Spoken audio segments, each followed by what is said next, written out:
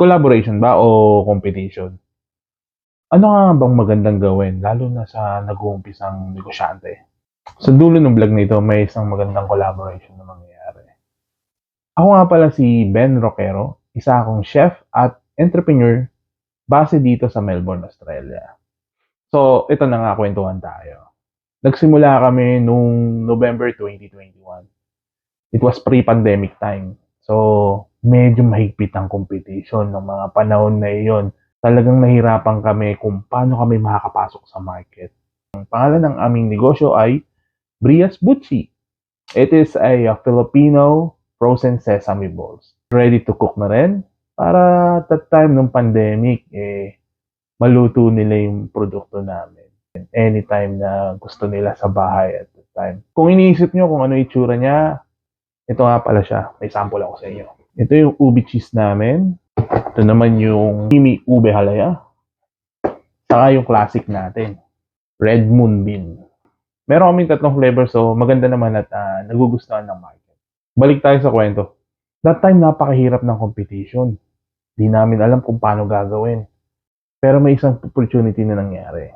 Nagkaroon ng isang Small Business Expo noong taon din yun. Ito ay ang Pinoy Entrepreneur Small Business Expo. Ang Pinoy Entrepreneur is a community of small businesses based here in Melbourne, Australia. Mayroong service, may food, at marami pang iba. At nakita ko may isang magandang opportunity. Ito ang collaboration.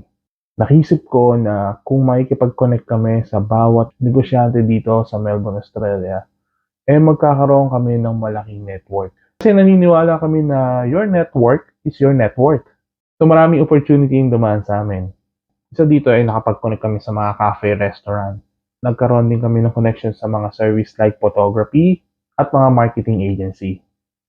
Kaya dahil dito, nagpapasalamat kami sa bumubuo ng Pinoy Entrepreneur, sa Taxmart Cafe, AC, and sa AMP Marketing. Maraming salamat sa inyo at IDS family. Dahil dito, marami tayong nabuong istorya. At isa na rin ito.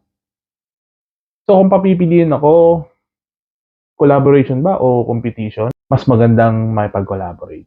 Mas magandang magtulungan para umangat tayong lahat. Magandang may kasama pag nahihirapan ka. Kaya mas maganda makipag-collaborate. Sabi nga nila, competition happens at the bottom and people at the top keep collaborating. Speaking of collaboration, magandang nangyari sa amin ay magkakaroon kami ng collaboration this coming Friday, April 12, sa Cafe Cocina with 7,000 Island and also your truly Chef Ben. Create tayo ng Filipino cuisine, team up with the Cafe Cocina para sa mga Pinoy entrepreneur na darating. And nasa menu din yung bago naming release na flavor, Bria's Butchi Tikoy.